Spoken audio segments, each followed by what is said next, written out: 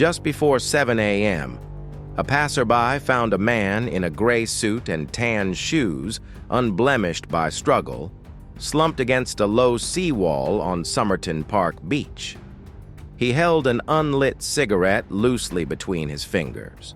Police arrived to find his pockets contained only a comb, an unused city rail ticket, a half-chewed stick of gum, matches, and an aluminum clothes brush, bizarrely scarce personal effects for a man so well-dressed.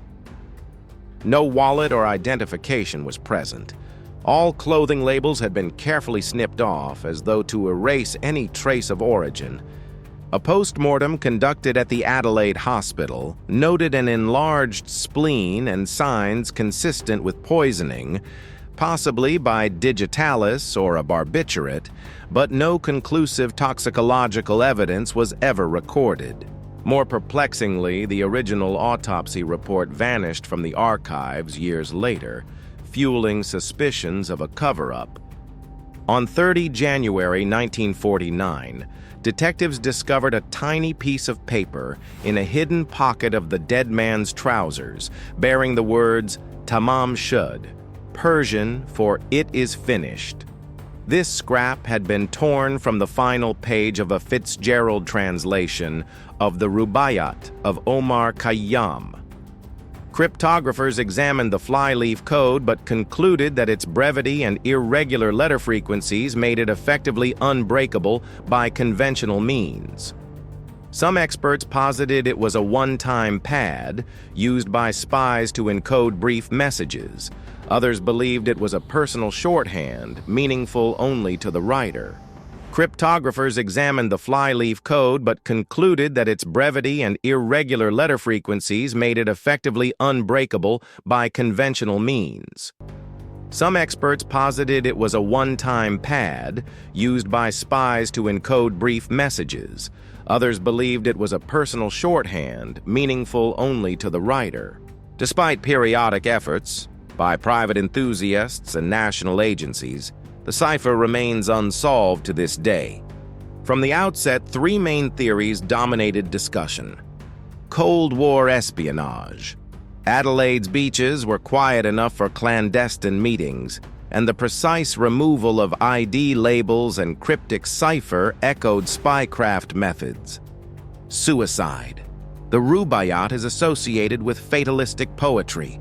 Some argued the man took his own life, using poison and a poetic note to punctuate his end.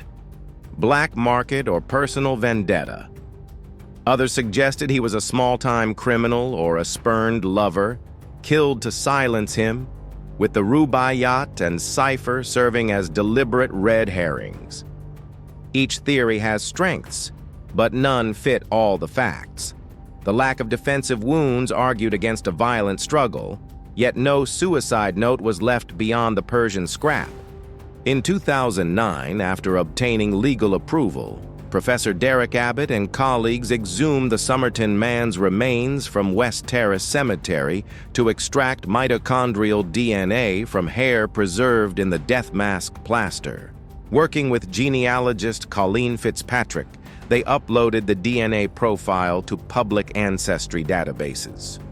Over years, they built a family tree of more than 4,000 individuals, systematically narrowing down candidates. On 26 July 2022, Abbott publicly announced that DNA matched Carl Charles Webb, an electrical engineer from Melbourne born in 1905, who vanished from records in April 1947. Webb had endured family tragedies: his father's death in 1939, multiple relatives killed during World War II, and his mother's death in 1946, before leaving his wife Dorothy under murky circumstances. Although the South Australia police have not yet formally closed the case, Webb remains the most plausible identity to date. Even with a name, the Somerton Man story is unfinished. Who wrote the cipher, and what did it say? State records of South Australia. Why remove every clothing label to disguise nationality or something more personal? Was Webb a spy, a melancholy poet, or a victim of foul play? Somerton Beach remains silent, its sands hiding secrets that technology may one day uncover. But for now, the unknown man endures as Australia's greatest unsolved crime. If you are a fan of the world of horror, strange stories, and mysterious investigations, join our channel to live real moments that happened.